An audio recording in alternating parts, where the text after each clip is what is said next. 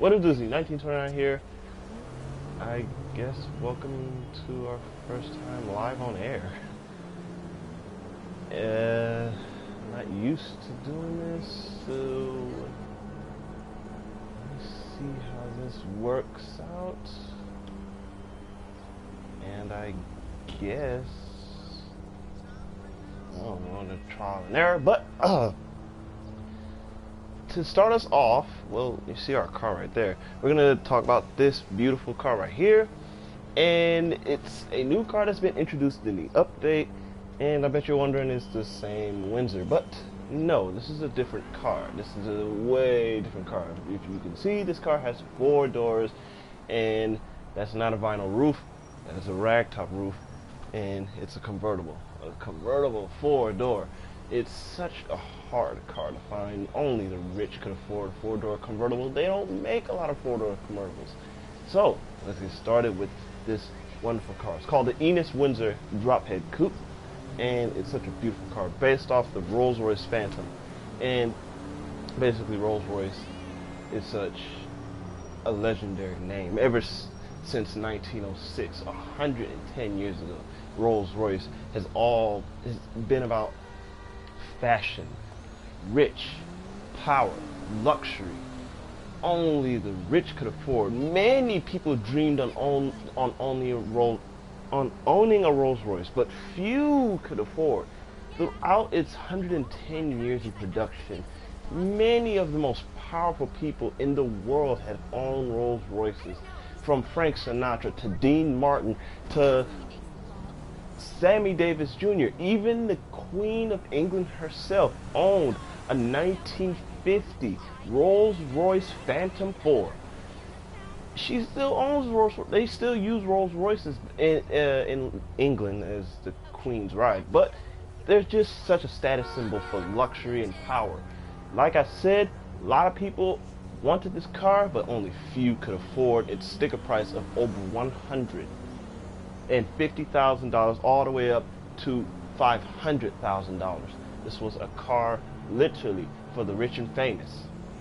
Now I bet you're wondering, what's the difference between this Windsor and the 2-door Windsor? Well, starting us off is we have 2 extra doors added on. It's much longer, and it has a convertible roof. Now, today's standards, we don't have convertible roofs. They're actually really, really, really hard to find. To find a convertible 4-door car in today's world is literally like finding the holy grail.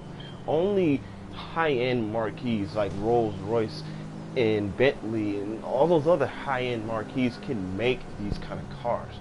They're expensive to make, to be honest with you. The only American 4-door convertible that I can think of was the 1960s Lincoln Continental. That was the last American 4-door convertible in production. And of course, they still do have 4-door convertibles. It's just that they're just super expensive. I think Mercedes-Benz have one, but I just can't remember. But I know Rolls-Royce still makes them. Rolls-Royce, I just love their cars. Everybody loves their cars. Who wouldn't want to own Rolls-Royce? They're just so beautiful. The way the craftsmanship they use with making a Rolls-Royce is literally like no other word. It's totally different when comparing an average Toyota Camry and how they built that to how they build a Rolls-Royce. It's completely different.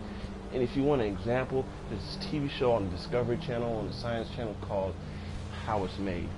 Look that up and see how they make their Rolls-Royces. Trust me, you'll be amazed on what they use to basically make these cars the most luxurious cars in the world. So, the Windsor, it's been with us since San Andreas, of course. At first it was based off a Jaguar E-Type, and I was surprised when I first saw it being based off a Rolls-Royce 2-door, and I was kind of pissed at that. But we do have a beautiful car, so don't get me wrong, the Windsor is a nice car. At first, the Windsor seemed good on paper, but it seemed like when Rockstar brought it out, it just didn't show its true side. And what I mean by that is The car had terrible brakes, had terrible steering, very powerful. It was a very powerful coupe. It's the most powerful coupe in its class. It's the most expensive coupe in its class too. It's just that it basically cannot make a turn without hitting a wall or another car. It can't brake with nothing. It sucks at braking. But you're wondering, this Windsor probably has suffered the same thing as the other Windsor, but no, it doesn't. Rockstar updated the things for this car. It brakes very wonderfully. The acceleration is better than its counterpart two-door version, and it's basically overall handling is so tight. Let's just go inside this car so I can just show you how wonderful this car is. I just love it. Looking at this interior, Rockstar really put some they really paid attention on putting this interior up together with this type of car. It has a special kind of horn that only its own class has. This car has this only type of horn along with the Cognoscenti, and it has a powerful V12 engine that can rocket this thing from 0 to 60 in less than 4 seconds, just like the Rolls-Royce Phantom. That car is super fast for a four-door that is basically weighs over 5,000 pounds. This is a heavy car moving at 150 plus miles an hour. That is astronomically fast. So the only thing I hate about this interior is it has a cheap ass radio. Why don't we have a touchscreen radio? It's a luxury car. Put a touchscreen radio in it. It's stupid. So basically we're gonna take the roof off, because what better to show off this car than just to take off the roof. This is actually Rockstar's first update car with an automatic convertible roof. All the other cars they've been bringing out, these updates, they have convertible roofs like the Coquette Classic and the Chino, but they don't have an automatic convertible roof. So that's a fun fact. It's a powerful V12 engine. I just love the sound. So let's get started with the cruise. Now, I chose this particular area in Los Santos because, hey, this is where all the powerful people live. And oh my goodness, I almost got hit by the motorcycle and hit a car. This was usually where you would see a car like this. You see the Super Diamond over here. You will see the Shaft over here. These is where you will usually find high-end cars. Now, the price tag for this car is at a staggering $900,000. That's pretty expensive. $900,000 for a car. Is it worth the price? No. To be honest with you, this car is way overpriced. The most expensive Rolls Royce, I think, that can go upwards is, I think, maybe $800,000 to $900,000, depending on what kind of stuff you have. Options like, I don't know, more bigger V12 or some stuff like that, more custom interior. I mean, that's where you get when you come to having a car that's worth over six figures. So, $900,000, no. This car to me is worth, I'd say, around $750,000 tops. So one problem about this car is the price, of course. Now this car also has some wonderful steering for a long four-door convertible. You expect this thing to be very sluggish around corners, but no, this thing really knows how to make a corner without missing a heartbeat. The powerful V12 engine, like I said, takes this thing from 0 to 60 in less than 4 seconds. This is a very powerful coupe. If you're racing this car, I really think you should. I don't think you should race in the two-door version. You will literally hit stuff, trust me. It's a hard car to drive. The minute I bought that car, the next minute I sold it. Because I hated it so badly. So, I guess this was Rockstar's way of apologizing for bringing a crappy car out. So let's see if we can test the brakes out. So we look at this car. See, if that was in a regular two-door Windsor, then they would have rear-ended this car really good. So these brakes are really cool. I haven't fully customized this car, so it's still stock. The only thing I did was gave it a basic paint job. This is such a wonderful paint job for this car. And looking at the outside when we're in third person, you can see that this car really means luxury and status. When I put this roof up, you see this wood grain in the back. Watch it as I pull this roof all the way up.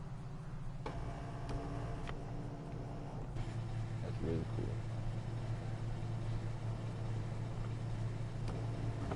I think Rockstar really did a good job really capturing the looks of a Rolls Royce with this car. I really do. It's a wonderful car. I love it. I like my outfit. I call it the Continental look. It kind of goes with this car. I like it, so don't keep talking about my outfit. $900,000? No. If it was around $800,000, yeah, I would have bought it right there. But that's a little bit too overpriced. That's really steep. And I don't blame them. I mean, this car, like, is based off the Rolls Royce, so few people can afford this car. I barely could afford this car. I had to sell some of my cars to afford this thing. And I just didn't believe it would have been this good. I thought it was going to be a crappy Windsor, just like the two-door. But to be honest with you, this is a wonderful car. Everybody should have it. It's very beautiful, and I think this car deserves a 10 out of 10. It's really beautiful just by looking how stock it is. Now, keep in mind, you will see idiots put some stupid stuff on it. So just don't think when you see people put silly stuff on it, it's a terrible car. No. Just get it and do whatever you want to it. And give it such a basic look. Don't give it such a wild look. Turn it into something stupid. It's a wonderful car. It's too good of a car to be literally demonic to that point.